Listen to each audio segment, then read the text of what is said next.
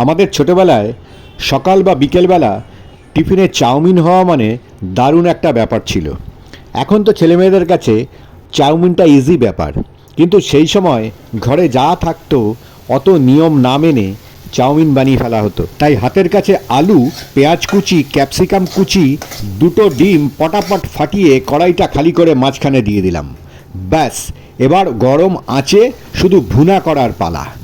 ডিমটাকে ভুজ্জি মতো করে ভালো করে নেড়ে চেড়ে ভুনা মতো করে নিয়ে পেঁয়াজ কুচি ক্যাপসিকাম কুচির সাথে ভালো করে নাড়িয়ে নিলাম। কিন্তু আজকের রান্নাটা চেষ্টা করেছি প্রায় অয়েল ফ্রি করার জন্য। ছোটবেলায় স্কুল থেকে ফিরে এসে খেলতে যাওয়ার আগে চাউমিন বানিয়ে সবাইকে তাক লাগিয়ে দেবো, এরম একটা ব্যাপার ছিল আমার মনের মধ্যে।